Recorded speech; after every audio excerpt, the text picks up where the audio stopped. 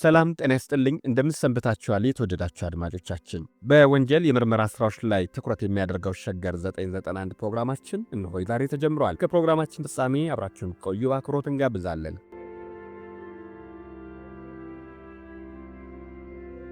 ዕለቱ ጭጋግ የለም፣ ደመና ሸሽቶ የጠራ ሰማይ የሚታይበት ውብ ቀን ነው። ይህ ጊዜ በአውሮፓ አብይ የበጋ ወቅት ነው።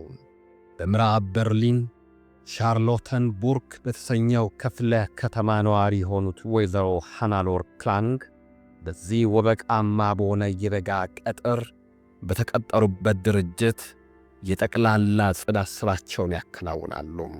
ድንገት ስልክ አቃጨለም። ልጃቸው ሚካኤል ከቤት ሆኖ ነበር የደወለው። እናቴን አቅርቡልኝ አለም። ቀረቡ። እናት ሃሎ አሉ።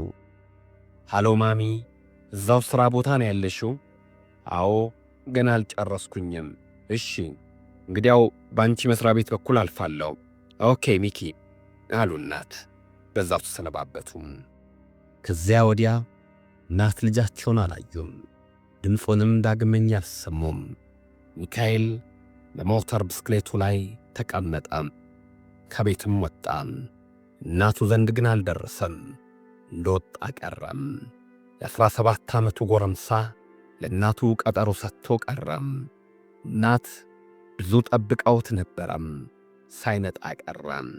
የ40 ዓመቷ ወይዘሮ ሃናሎር ክላንግ ቢቸግራቸው እንደገና ወደ ቤት ስልክ ደወሉ። የሚያነሳ የለም። እሳቸው ጋር አልደረሰም እንጂ ሚኪ ከቤት ወጥቶ በሞተር ብስክሌቱ ጋልቧል። ግራ የተጋቡት እናት ወደ ቤታቸው አመሩ። ሰው የለም። ጥሎት የሄደው ማስታወሻም እንዳለ ፈለጉ፣ አላገኙም። ምን ነካው ልጄ እያሉ ራሳቸውን ይጠይቁ ጀመረም። ጀንበር እየሸሸች ሄደች። የቀጠሩ ወበቅም በነፋሻው የምሽት ዋዜማ ተተካም። ሰዓቱም ሄደም። ላይን ያዝ አድርጎ ጨልሟል። ሚካኤል ግን አሁንም አልመጣም። እናት መላ ጠፍቷቸው የተጨነቁት ከዚህ ምሽት ጀምሮ ነበረም። አሁን ፍለጋቸውን ተያያዙት። ለፖሊስም አመለከቱ። ራሳቸውን በግል ማጠያየቃቸውን ቀጠሉ። ጀንበር በጠለቀች ቁጥር በየዕለቱ ከምሽት እስከ ውድቅት በየመሸታ ቤቱ በየዳንኪራ ቤቱ እየዞሩ ይጠይቃሉ። ልጄን ያያችሁ ወይም ንገሩኝ እያሉ የሚካኤልን ፎቶግራፍ ይዘው እያሳዩ ያገኙትን ሰው ሁሉ ይጠይቃሉ። ሳይታክቱ ተንገላቱ። ከቦታ ቦታ ከስፍራ ስፍራ እናት ተንከራተቱ። በዛ ከ3 ሚሊዮን ሕዝብ በላይ በሚኖርባት በግዙፏ በምዕራብ በርሊን ከተማ እንኳን የጠፋ ፈልጎ ለማግኘትና ከተቃጠሩት ሰው ጋር ለመገናኘትም ቢሆን አስቸጋሪ ነው። ልጅ የጠፋባቸው ወይዘሮ ግን ይህም ብለው ተስፋ አልቆረጡም። አላገኘውም ብለው ፍለጋቸውን አልገቱም። መላዋን በርሊንን ለ99 ቀናት አሰሷት። መሸታ ቤቶችን ዳሰሱ። መንገደኛ ሳይቀር በጥያቄ አስቸገሩ። ያ 99 ቀንና ሌሊት እናት ሃናሎር ክላንግን የቁም ስቅል ያዩበት ነበረም። ተስፋና ስጋት ተቀላቅለው ምኞትና ጭንቀት ተደባልቀው የተገኙበት ወቅት ነበረም። በእንባ ጎርፍም የተጥለቀለቁበት ጊዜ፣ በድንጋጤ የጎለበተ ቅዠት ያዩበት፣ ውጥረት የበረከተበት፣ ሐሳብ የተከነከነበት አጉል ወቅት ነበረም። ሰው እንኳን ከማኅፀኑ የወጣው ከአብራኩ የተገመሰውን የሩቅ ዘመዱን ወይም ጎረቤቱ እንደወጣ ቢቀር የቱን ያህል እንደሚጨነቅ መገመት አያዳግትም። ስለዚህም ወይዘሮ ሃናሎር ክላንግ ዋተቱ፣ ተንገላቱ፣ ተንከራተቱም። ሚካኤልን አየን ብሎ የተስፋ ጭላንጭል ሊያመላክት የቻለ ግን አልተገኘም። በልጅ የሚጨክን ይኖር ይሆን? ምን ነካው? የት ደረሰም? መልሱ አላየንም ሆነና ቀረም።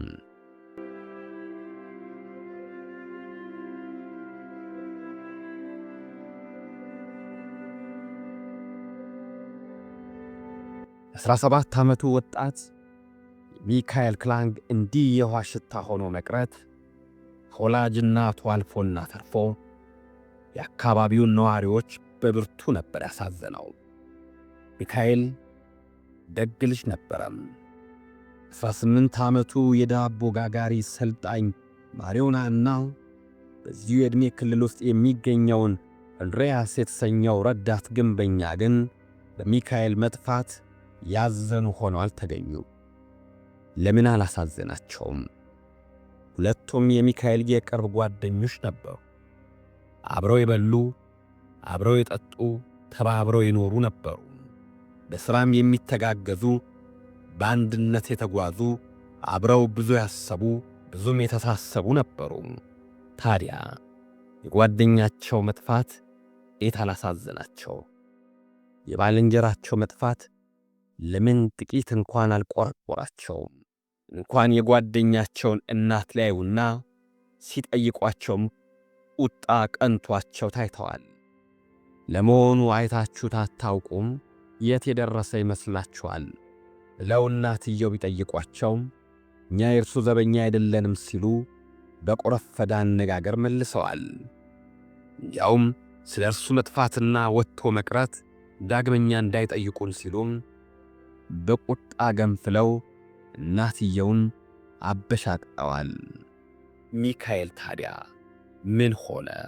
የቀረው ይቅርና የቅርብ ባልንጀሮቹ እንደ ወንድምና እንደ ሥጋ ዘመድ የሚያያቸው ጓደኞቹ ማሪዮና አንድሪያስ እንኳን የማያውቁ ሆነው ተገኝተዋል። ብዙ ጊዜ የቅርብ ጓደኛ ነገሩን እንደ ዘበት ሲመለከት በጉዳዩ ያልተጨነቀ መሆኑን ሲያሳይ የከፋ ነው ብሎ ለማመን ያስቸግራል። ምናልባት ጥቂት ቀን ለማሸበር ፈልጎ አውቆ ተደብቆ ይሆናል። ምናልባትም ከአንዲት ኮረዳ ጋር ወደ ስውር ጫጉላ ገብቶ እንደሆነስ። ማሪዮና አንድሪያስ የማታውን ለጠዋት የጠዋቱን ለማታ ከሚካኤል ጋር ሲመክሩ ሲዘክሩ የኖሩ ናቸው። አውቀው ይሁን አትጠይቁን፣ እኛ የእርሱ ዘበኛ አይደለንም ብለው የሚቆጡት ሚስጥሩ የሚካኤልን የጉዞ ሚስጥር ሸሽገው ለመከም አስበው ይሆን ብልሃት የዘየዱት? የከፋ ነገር ቢሆን እንዲህ ደንታ ቢስ ሆነው አይገኙም። እነዚህ ጥያቄዎች ወይዘሮዋና በቀሩትም የሚካኤል ቤተ ዘመድ አባላትና ጎረቤቶች አእምሮ ሲንጓለል ሰነበተም። መልስ ግን አላገኙም። በሚካኤል ላይ የተፈጸመ ወንጀል አለ ብሎ ማሰብም አዳጋች የሆነበት ምክንያት አልጠፋም። ልጁ ደግ ልጅ ነበረ። ለጎረቤት ችግር ፈጥኖ የሚደርስ ሳይታክት የሚያገለግል የሚላላክ ጉዳይ የሚያስፈጽም ነበረ። የጎረቤት ጠላት አለው ብሎ መገመት አይቻልም። ወጣት ነው። ገንዘብ የለውም። ሀብት ንብረትም የለውም። አፋኞች በምድር አውሮፓና አሜሪካ የባለጸጋ ልጆች እያነቁ እያገቱ እያስከፈሉ ገንዘብ እየተቀበሉ መልቀቃቸው ይታወቃል። ይህ ነው እንዳይባል ደግሞ ሚካኤል የአናሎር ክላንግ ልጅ ነው። የአንድ ተራ ጽዳት ሠራተኛ ልጅ ነው። ሚካኤል የወደዳት ንግርታዊ ፍቅር ያበደላት ኮረዳ የለችም። ሞት ኩል ብላ በፍቅር ታውራ በእቅፉ ትወድቅ ዘንድ የተማጸነችውም አልነበረችም። ስለዚህም ቀንቶት ነበረ፣ ወይም እንደ ነገሩ አንዳንዴ ቅናት ሲበዛ ወደ ምቀኝነት ያዘነብላልና ተመቅኝቶ ነበረ ማለት ከንቱ መስሎ ታየም። ምግባረ ሰናይ ሆኖ ከመታዘዝ በቅንነት ከማገዝ ሌላ አፍራሽ አመለካከትና ሥርዓት የለሽነት የማይታይበት ሚካኤል ምናልባት ከአንዳንድ ወሮበሎች ጋር ገጥሞ ያከናወኑት የወንጀል ድርጊት እንዳይኖርባቸው ከጊዜ በኋላም በምስክርነት ቆሞ እንዳያጋልጣቸው ሰግተው አፍነውት ወይም ገድለውታል ለማለት አስቸጋሪ ሆነ። ሚካኤል ከማሪዮና ከአንድሪያስ በቀር ጓደኛ የለውም። ከዱርዮች ጋርም ተመሳጥሮ ወንጀል የሚፈጽም አባሪ ተባባሪ ሆኖ ሕይወትና ንብረት የሚያወድም የባህሪ አይነትም የለበትም። ለዚህም ነው የምዕራብ በርሊን የወንጀል የምርመራ ማዕከል የዚህ ወጣት ተማሪ መጥፋት የማይፈታ እንቆቅልሽ ነው ሲል የገለጸው።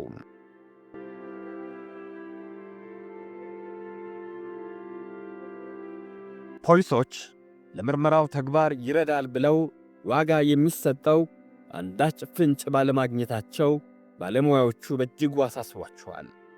ወንጀል ተፈጸመበት ተብሎ በአድራጊው ወይም ተጠራጣሪው ላይ ክትትል እንዳይካሄድ ሰበብ ሊሆን እንኳን የሚያበቃ ነጥብ አልተስተዋለም። ገንዘብ የሌለው የሰርቶ አዳሪ የለፍቶ አዳሪ ልጅ ነው። ሰው ገደለው እንዳይባል ገዳዩ የሚጠቀመው አንዳች ነገር የለም። ለዚያውም አስክሬኑ አልተገኘም። ሞተር ብስክሌቱ ግን ከአያሌ ቀናት አሰሳ በኋላ ሰነባብቶ በአንድ መናፈሻ ውስጥ ተገኝቷል። ለጊዜው ፖሊሶች ዱካ አገኘም ብለው ተደስተው ነበረ። ደስታቸው ግን ለብዙ ሳቅ አላበቃቸውም። የሚካኤልን ዱካ የወጣቱ የጠፋበት ጎዳናን አላገኙም። ሞተር ብስክሌቱ ቆሞ የቀረበት መናፈሻ ቢታሰስ ቢዳበስ ሚካኤል በዚህ ተጓዘ እንዲሆነ ብሎ ምስክርነት ሊሰጣቸው የቻለ ዛፍ ቅጠል አላባና ጉድባ አልነበረም። ከጎረቤት እማኝነት እስከ ባልንጀሮቹ የምስክርነት ቃል በምርመራ መዝገባቸው ላይ አስፍረዋል። ራይ ሚካኤል ያለ የሚሉት የምዕራብ በርሊን ፖሊሶች ያሏቸውን መዛግብት እያንጓለሉ ሲያበጥሩ ከረሙ። የሚካኤልን መምህራን ስለ ውጤቱ ስለ ጠባዩ ጠይቀዋል። ተማሪው ትጉዋን ከተባሉት ውስጥ በቁጥር 1 እንደሚጠቀስም ተገንዝበዋል። ምግባረ ቅንነት የታደለ ከባልንጀሮቹ ፍቅር የተቸረው ማለፊያ ልጅ እንደነበረም ፖሊሶቹ ተረድተዋል። ከትምህርት ቤት ወጥቶም ከሁለቱ ጓደኞቹ ጋር ተጫውቶ ወደ ቤቱ ይገባል እንጂ ወደ መሸታ ቤትም የማምራት ጠባይ የለውም። የአፍዝ አደንገጽ እጽዋት ሱሰኝነትም አልተጸናወተውም። ይህንንም ፖሊሶች በሚገባ መዝግበዋል። ሚካኤል የሚወደው ግን አንድ ነገር ነበረ። ይኸውም አሮጌ የጦር መሳሪያ መሰብሰብ። ይህ እሱ የተጠመደበት ፍቅር ነበረ። ይሁንና የአሮጌ ብረት ፍቅር ለባሩድ ሰለባነት እንደማይዳርገው ፖሊሶች ስለተገነዘቡ ብረት ወዶ ብረት ገደለው ለማለት አልቻሉም። ወይም ብረት ሲፈልግ ቀልጦ ቀረብ ብለው የሻገተ ነፍጥ ዱካ ሲከተሉ ለመክረምም አልፈቀዱም። ፖሊሶች የሚካኤልን ቀልቶ ቀርነት እንደዋዛ አልተመለከቱትም። ምንም እንኳን አንዳንድ ዘመናዊ ወጣቶች የት ሄዱ ተብለው እንዲፈለጉ በጋዜጣ እንዲወጡ የሰሞነ ርዕስ ሆነው እንዲሰነብቱ አውቀው ይደበቃሉ ቢባልም ሚካኤል ከገራገርነትና ከእናት ወዳድነት አልፎ የተራመደበት ሁኔታ በውል ስላልተመለከተ ጠቅል ጉዳይ በቀላሉ ሊመዝኑ አልቻሉም። ስለዚህ ምርመራቸውን አጠናከሩ።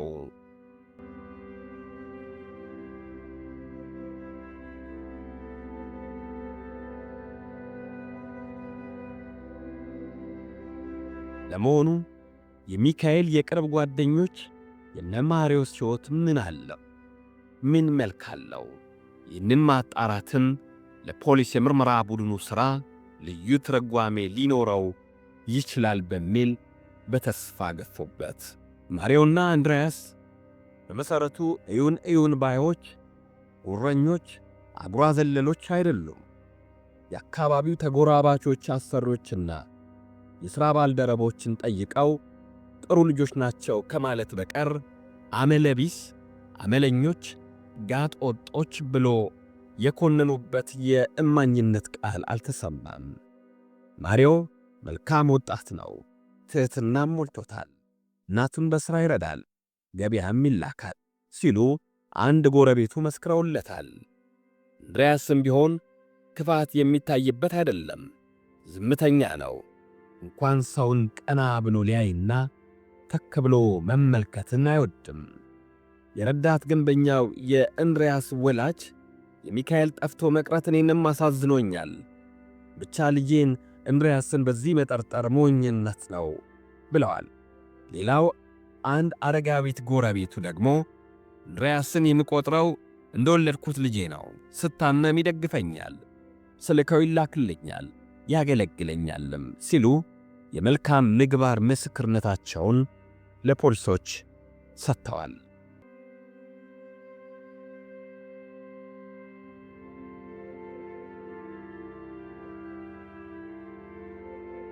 ሐምሌ 11 ሚካኤል ወጥቶ የቀረበት ቀን ነው። የእንድሪያስ ሁኔታ እንዴት? ይህን ጥያቄ ፖሊሶች ለእናቱ ምላሹም ምንም ለውጥ አላየሁበት የሚል ነበር።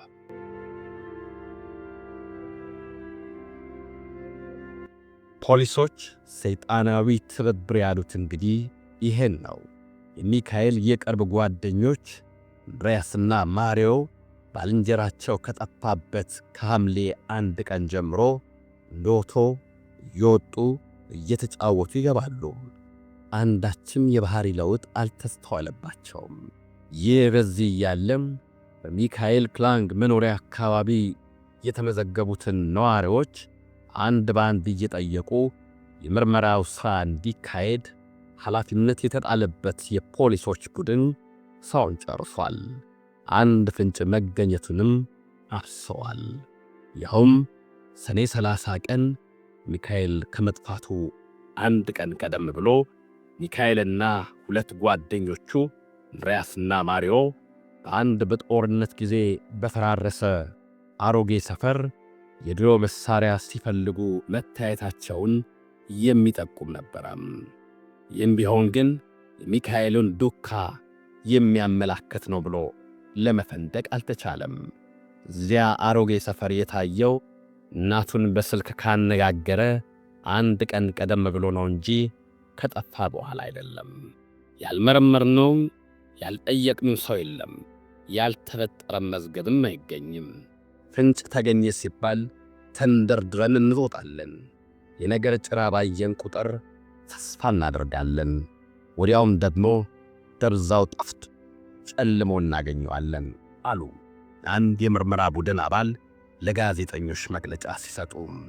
ለመሆኑ ማሪዮና እንድሪያስ ተጠርጣሪ ሆነው ቀርበው በፖሊሶች ተጠይቀዋል አልተጠየቁም ተብለው ሲጠየቁ ምግባረ ሰናዮች ትሑቶች ናቸው ተብሎ ተመስክሮላቸዋል። በዚያም በሚወዱትና በሚያፈቅራቸው ጓደኛቸው ላይ ወንጀል ይፈጽማሉ ማለት አዳጋች ነው። ስለዚህ አልተጠየቁም ሲሉ መለሱ መርማሪውም። ነገሩ በእጅጉ የቆረቆራቸው የምርመራ ክፍል ሌሎች ፖሊሶች ግን ሁለቱን ወጣቶች ለመጠየቅ ወሰኑ። እዚህ ውሳኔ ላይ እንዲደርሱ ያደረጋቸውም አንዳንድ አበይት ነጥቦች ነበሯቸው። የሚወዳቸውና የሚወዱት ጓደኛቸው ሲለያቸው እንኳን ሊያዝኑ ክብሪትም የጠፋባቸው ያህል ያልተሰማቸው የመሰለው ለምንድን ነው? ልበ ድንጋዮች ናቸው እንዳይባል የታመመ የሚረዱ በጎረቤት ሳይቀር የሚወደዱ መሆናቸው ተመስክሯል። ታዲያ እንዴት ለሚካኤል አላዘኑም? አስቀይሟቸው ነበር እንዳይባል የተጣሉበት ቀን ያስታወሰ የለም። እነዚህ ነጥቦች ቁም ነገር ያዘሉ ሆነው ተገኙ። ስለዚህም በመጥሪያ ቀርበው እንዲጠየቁ ተደረገ። ጥያቄውም ቀጠለም። ምላሹ ግን እኛ በሐምሌ 1 ቀን ሚካኤልን አላየንም የሚል ብቻ ሆነም። ያን ዕለት እንዲያውም ከቤታቸው ያልወጡ መሆናቸውን ተናገሩ። በቃላቸውም ጠነከሩ። አላየንም፣ አናውቅም ብቻ ሆነ መልሳቸው። እንዴት ሊሆን ይችላል ብለው በብርቱ የተጠራጠሩት ፖሊሶች ጥበብ በታከለበት የምርመራ ብልሃት ጥያቄያቸውን ሳያቋርጡ ቀጠሉ። በእውነቱ ባይጥና በድመት መሃል የተጧጧፈ ስነ ልቦናዊ ጨዋታ ነበረም ብለዋል አንድ የምርመራ ጓድ። በመርማሪዎቹና በወጣቶቹ መሃል የተስተዋለውን ምልልስ አንስተው በተናገሩበት ወቅት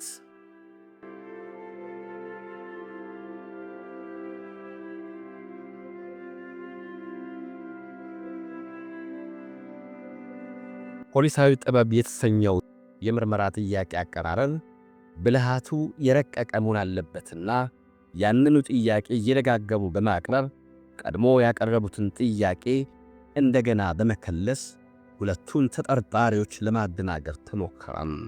ቀደም ብለው የተናገሩትን ለውጠው እንዳገኙ ምናልባት የእውነት ፍንጭ የሚታይበት አዝማሚያ እንዲያሳዩ ተጣረም። ብዙውን ጊዜ ስልጣኔ ያጎለመሰው ፖሊሳዊ ተግባር ሊጠቀምበት የሚገባው የምርመራ ዘዴ ፍጹም በለሰለሰ አንደበት መናገር ነው። በቁጣ መጠየቅ፣ በማስፈራራት፣ በማዋከብ፣ በማምታታትና በጉልበት መሆን የለበትም። በጉልበት የተጠየቀ ተጠርጣሪ ያላደረገውንም ቢሆን አድርጌያለሁ ይላል ከጭንቀቱ ለመገላገል ሲል። አዎ ሰርቄያለሁ፣ ገድያለሁ ይላል። በኋላ ግን ፍርድ ቤት ሲቀርብ የግድ ሆኖብኝ አመንኩ እንጂ በማለት ሌላ ምላሽ ያመጣል። እንደገና ነገሩ ስር ይገባል። ልፋቱ ከንቱ ሆነ ማለት ነው። ፖሊስም የጥበብ ድህነቱን ይዞ ቀረ ማለት ነው። ወንጀለኛን በጉልበት እናሳምናለን ብለው መድከም እንዲያው ፍሬ አልባ ሆኖ ይቀራል። ቢያምንም በግድ ነውና በጥበብ አሳመንኩ ብሎ ፖሊስ ይመሰገን አይበቃም። ስነ ልቦናዊ የምርመራ ብልሃት የሌለበት ፖሊሳዊ ጥበብ የማይታይበት ፍጹም የጉልበት ሥራ ነውና ፖሊስ ምርጥ ሥራውን የሚያመሳክረው ማለትያ የወንጀል ምርመራውን በጥሩ ውጤት የሚደመድመው በጥበብ የረቀቀ የአመራር ዘዴ ሲኖር ብቻ ነው። ወደ ማሪዮና አንድሪያስ የምርመራ ነጥብ እንመለስና ፖሊሳዊ ጥበብ ያልተነፈገውን የጥያቄ አቀራረብ ብልሃት ጥቂት እናውሳም። ጥያቄውን ያቀረበው ፖሊስ አንድ ብቻ አልነበረም፣ ብዙዎች ናቸው። እየተቀያየሩ በደቂቃ ፈረቃ ምርመራቸውን ተያያዙት። ፖሊሶቹ የሚቀያየሩት በጥያቄዎቹ አይነት ብዛትና ጥራት ሳቢያ ብቻ አልነበረም። ቀኑን ሙሉ ሳያቋርጥ የተካሄደ ስለነበረ ጥቂት ደከም እያላቸውም ነው። እነ ማሪዮ ግን አንዱ ፖሊስ ጠይቆ ሲጨርስ ሌላውም ያንኑ ጥያቄ ጥቂት ለወጥ አድርጎ ያመጣና ይደነቅራል። ፈገግታና ትሕትና ግን አልተለየም። በመጨረሻ አንዱ ተሰላቸ፣ መቀመጥ ታከተው። ሻይ ቀርቦላቸው ጠጡ፣ ኬክም ተቆረሰላቸው። ረፍት አደረጉ። በተለያየ ክፍልም ተቀመጡ። እንደገና ውህደት ፈጥረው ለጥያቄ ቀረቡን። አይበቃንም እንዴ ዛሬስ? አለ ማሪዮ በቁጣም። ፖሊሶቹም መቼ ጨርስና ይበቃናል አሉ በትሕትና። ጥያቄውን እንደ ጠዋቱ ሰዓት ይሽጎደጎድ ጀመረም። አላየንም ሲሉ የዋሉት ተጠርጣሪዎች ትንሽ አይተነዋል፣ ጥቂት አስተውለነዋል ወደ ማለት አዝማሚያ ተቃረቡ። የውጤቱ ዋዜማ መሰለም። የመጨረሻ መጀመሪያ የሆነ መስሎ ታየም።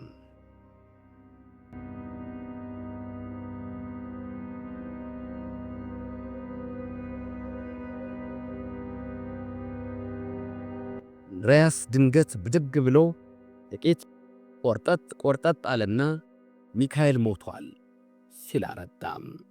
ሚካኤል ከጠፋበት ዕለት ከሐምሌ 1 ቀን ጀምሮ በሕይወት የለም አለም። መሬት እያየም ሚካኤል በጠፋ በ99 ቀኑ መሞቱ ታወቀም። እነዚሁ ሁለት ወጣቶች አንድሪያስና ማሪዮ ከሚኖሩበት ቤት ጥቂት ፈንጠር ብሎ በሚገኝ አንድ ስፍራ የሚካኤል ግብዓተ መሬት ተፈጽሞበታል።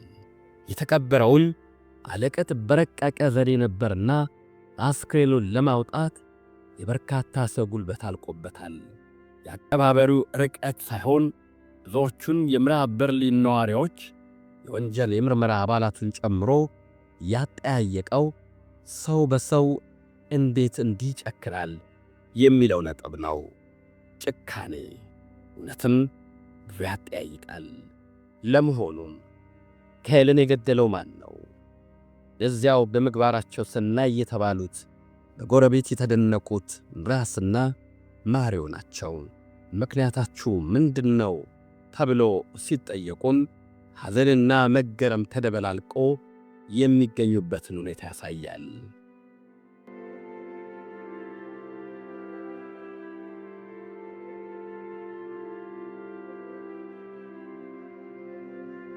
ዘላለም ስለ አሮጌ ነፍጥ መስማቱ ሰለቸን። ነጋ ጠባ ጥንታዊ የጦር ቅርሶችን ወሬ ይዞብን ይመጣል። ተንገፈገፍን፣ ተንገሸገሽን። መንፈሳችንን በዚያ ሻጋታ ጠመንጃ ታሪክ አቆሰለው። ሌላ ወሬ አያወራም። ጀንበር በጠለቀች ቁጥር ማድመጡ ታከተን። እዚህ ጊዜ እሱን ዳግመኛ የማናይበት ዘዴ ቀየስን። የሞቱን መንገድ ጠረግን ብለዋል። በመጣ ቁጥር ታዲያ አሮጌ መሳሪያ አላገኛችሁልኝም እያለ ይጠይቀናል። ስለዚህ ሐምሌ 1 ቀን ቀትር ላይ ለእናቱ ስልክ ደውሎ እመጣለሁ ያለ ጊዜ ሲሄድ በእኛ በኩል እንዲያልፍ ነግረነው ነበርና መጣም። አንድ የጥንት ጠመንጃ አገኘንልህ ብለነው ወደ ማሬው ቤት ወሰድነው። ወደ ምድር ቤቱም አስገባ ነው። ወዲያውም ከመቀስበት ባዘጋጀነው የእግር ሹራብ አንገቱን አነቅነው፣ ገደልነው። ቀብሩንም በሥርዓቱ ፈጸምን ብለዋል።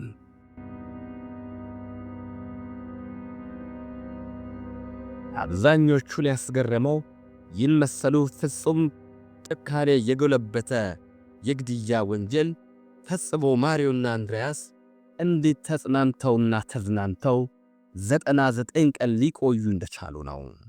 ያ አብሮ የበላው አብሮ የጠጣው ጓደኛቸው ሚካኤል የተቀበረበትን ሕይወቱን በእጃቸው አጥቶ እንደ ቆሻሻ ተጥሎ የሚገኝበትን ትቦ በመስኮታቸው አሻግረው ጠዋት ማታ እየተመለከቱት እንዴት ለስነ ልቦናዊና ለስነ አእምሮአዊ ጉስቁልና ሊዳረጉ እንዳልቻሉ ብዙዎችን አስገርመዋል። ሕይወትን ቀምተው በሕይወት ሲኖሩ በየዕለቱ እየረገጡት ሲያልፉ እንዴት ይሰማቸው እንዳልቻለ ብዙዎችን አስደንቋል። የአንድሪያስና የማሪዮን ትሕትና ማለፊያ ጠባይ ያስተዋለ ሰው ይህን ኢሰብአዊ የሆነ ድርጊት መፈጸም ቀርቶ ያስባሉ የሚል እንኳን አይኖርም። አንዳንድ ጊዜ አይ ሰው ተብሎ የተደነቁ ሰዎች ሰው ገድለው ይገኛሉ። ብልሃት ያልተነፈጋቸው ዕውቀት የዘለቃቸው መርማሪዎች የተላበሱት ስነ ጥበባዊ መጎናጸፊያ ሞገስ ሲሆናቸውና በትሕትና የተሸፈነ ድንቁርና መኖሩን አሳበቁም። ምግባረ ሰናይ የተመሰለ ምግባረ ስንኩልነት እውን ሊሆን መቻሉን ይህ የወንጀል ታሪክ አሳየም። ሩሮዎች የሚመሰሉ ልበ ድንጋዮች መኖራቸውንም አመላከተ ይሄ ጉዳይ ብሏል ፖሊስ። አዛኝ የሚመስሉ ጨካኞች ደመ በራዶች መኖራቸውን አደባባይ ላይ አውጡ፣ አጋለጡ እነዚሁ ፖሊሶች። የተወደዳችሁና የተከበራችሁ አድማጮቻችን፣ ጽቦ ሚስጥር የተሰኘ ከባህር ማዶ ያገኘነው የወንጀል ታሪክ ተፈጸመ።